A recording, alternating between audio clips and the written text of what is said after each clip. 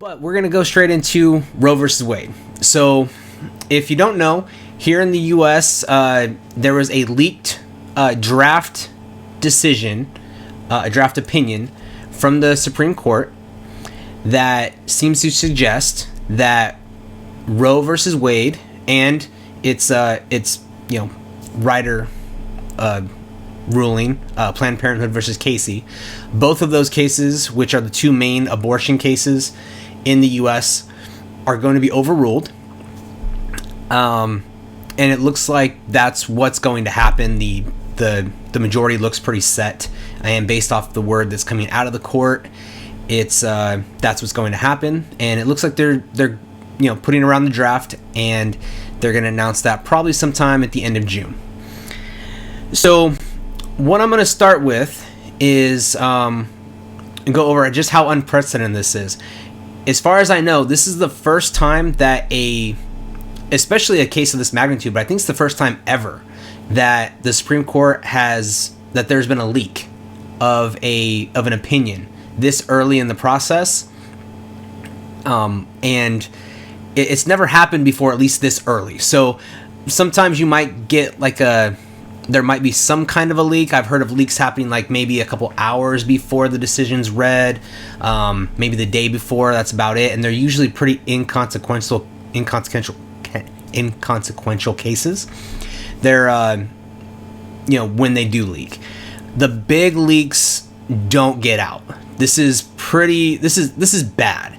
So there's two theories going around on the internet right now. One of them is it was leaked by one of the conservative justices, by one of their law clerks or one of their staffers, to basically shore up the vote. Maybe somebody in the majority was thinking about switching over and be like, I can't go that far.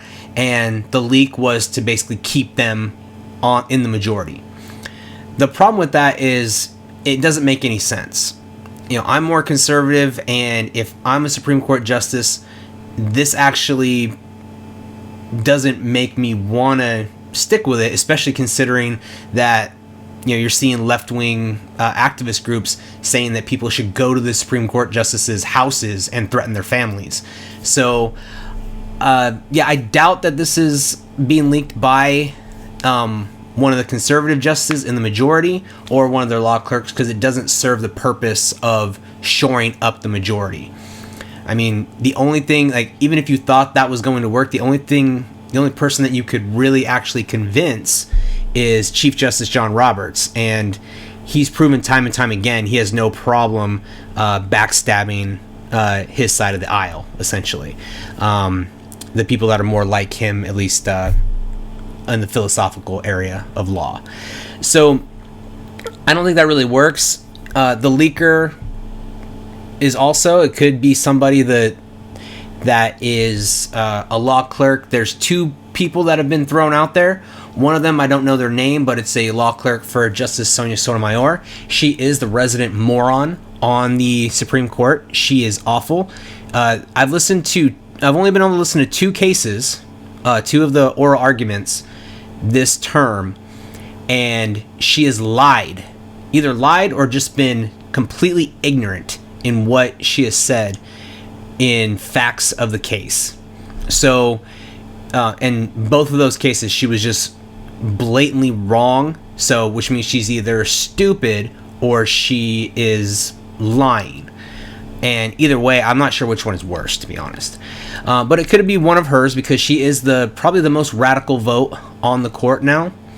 I haven't had a chance to listen to the new Supreme Court justice, during oral arguments or read any of her opinions yet. But right now, Sonia Sotomayor is the furthest left on the court.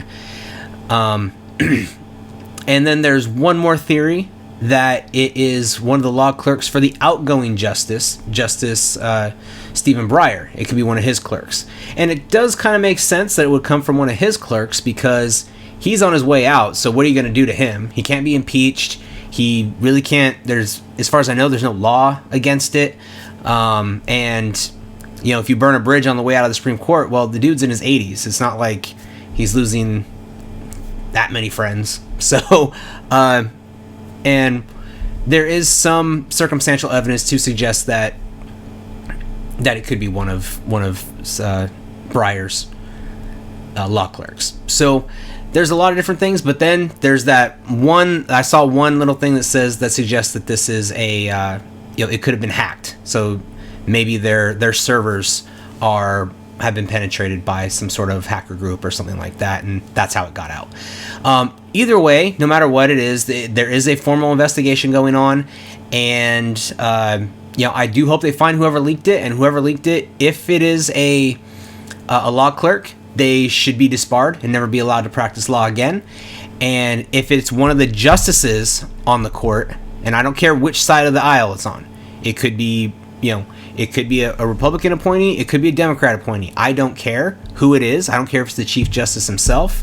If it's one of the justices, they should be impeached, removed from office, and they should also lose their law license and never be allowed to practice law again. So whoever leaked this needs to be made an example of, is what I'm getting at. But that's how this all came to pass. That's how we know that this is what looks like is going to happen. It's a solid idea that Roe versus Wade is going to be overturned. So let's go over the facts of that case. The two cases that dictate law as far as abortion goes in the U.S. are Roe versus Wade and Planned Parenthood versus Casey. Let me go over Roe with you real quick. So, in Roe versus Wade, this is a case back in 1973. It was decided back in 73. Basically, what it held is that, and it's right here, state criminal abortion laws, like those involved here, that except from criminality, only life-saving procedures on the mother's behalf, without regard to the stage of her pregnancy and other interests involved, violate the Due Process Clause of the 14th Amendment. So what that means is that they introduced a kind of trimester framework for how abortion laws had to be structured. So you had to take into account where in the pregnancy the mother was with their child before you could even really consider it. In general, you weren't allowed to make laws affecting the first trimester of the pregnancy. Now remember, this is back in 1973. There's been a lot of medical advances since then. And then it set up more of kind of a viability standard where the child had to be able to survive outside the womb for you to really be able to play with the laws, be able to go through and be like, okay, we're going to set a ban here, and maybe we'll set some limitations here, and we'll do this, but you can't. Basically, it set up a really clunky framework. Basically, something about there's a viability standard, but then there's a trimester framework that again it left a lot to be desired. So let's just say that it wasn't a great decision, and nowhere in the Constitution is abortion mentioned. Even in the terms of right to privacy, which is still in the U.S. Constitution kind of a made-up right, it doesn't really work. So it's a fairly non-workable test that they set up here in Roe, which is why about 20 years later, in 1992, you had Planned Parenthood versus Casey. Now, Planned Parenthood versus Casey essentially threw out the trimester framework, so you don't have the trimester framework anymore. And then on top of that, you still have the viability standard, but it was kind of weird because instead of the viability standard being the kind of, okay, we need to determine what's viable, and science can generally determine what's viable, it basically came back with an undue burden standard. And undue burden, states could not impose an undue burden on women who, prior to viability of the fetus, sought to have an abortion. An undue burden arose if the purpose or effect of the state's restriction on abortion placed a substantial obstacle on a woman seeking an abortion of a non-viable fetus. those are not legal terms. An undue burden. For 200 years, there was no undue burden. Abortion was just banned outright for 200 years in this country. A substantial obstacle. I mean, there was no obstacle that was too substantial for 200 years and longer now, since this is from 1992. So it really makes this whole law unworkable. Those are unworkable rules. You have all these different laws in different states about when you can have an abortion. The court is packed with abortion litigation every freaking year, and the Supreme Court turns down cases that involve abortion so often, and it depends on just what do the justices have for lunch that day, and how they had their 3 o'clock bowel movement. It's that bad, and it's just all over the place. There's probably no other portion of the law in the United States that is more just all over the place and clunky and just has no real pattern of consistency. There's nothing that's worse. The only thing that's worse is probably our establishment law or establishment clause stuff, the things on religion in public spaces and the whole separation of church and state stuff, our establishment clause stuff. So abortion is probably, after that, is probably the worst case of how unworkable the Supreme Court's jurisprudence is. It's just terrible. So in this case that was argued, Dobbs versus Jackson Women's Health Organization, they both sides effectively went through and said during the arguments that you have no choice but to overrule Roe and Casey. So obviously on the side for the state of Mississippi, they argued that, well, Roe and Casey just aren't workable, and the best thing to do is just to overturn them both and set up a new structure. The side that was actually saying that you should reaffirm Casey and reaffirm Roe versus Wade, they came out and said, well, if you uphold this law that would ban abortions after 15 weeks, then you might as well just overturn Roe versus Wade and Casey. Well, they both argued that that's what the court had to do, and lo and behold, the courts decided to do that. So that's what's going on. Now, these cases are formed so Roe versus Wade, to give you a little bit more historical insight here, when they try to tell you about where you find abortion in the Constitution, which you don't, but if you want to maybe kind of push the envelope a little bit and try to deduce one out of our Constitution, there's 2 amendments that they always go to, and Roe versus Wade actually spelled this out probably the best, even though it's really stupid. The 14th Amendment, and I'll just go ahead and read that to you here. So, all persons born or naturalized in the United States and subject to the jurisdiction thereof are citizens of the United States and of the state wherein they reside. No state shall make or enforce any law which abridges the privileges or immunities of citizens of the United States, nor shall any state deprive any person of life, liberty, or property without due process of law, nor deny any person within its jurisdiction the equal protection of the laws. So they are pulling out of that a right to abortion. Well, at the time this amendment was made, first of all, this is a direct result of the Civil War here in the U.S. So this is obviously directed specifically at race discrimination based off of race, especially for black people, because they were coming out of slavery, and you had to make sure that they were declared citizens, and you had to make sure that they had the same rights under the law as anybody else. And then they had to be treated the same under the law as well.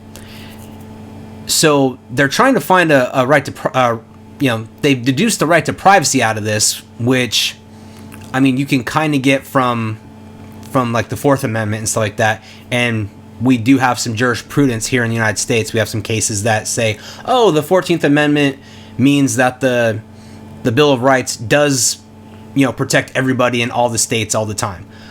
And that's where they're getting the right to privacy. So it's like 3 steps down, they were able to find a right to privacy. So the right to privacy covering abortion here doesn't make a whole lot of sense, especially if you're pulling it out of this. This was never meant to cover abortions, and I don't know how that was worked out. The other place that this is brought from, so maybe it's in the Ninth Amendment, because the other amendment that they talked about was the Ninth Amendment in Roe versus Wade. Well, the Ninth Amendment says the enumeration in the Constitution of certain rights shall not be construed to deny or disparage others retained by the people.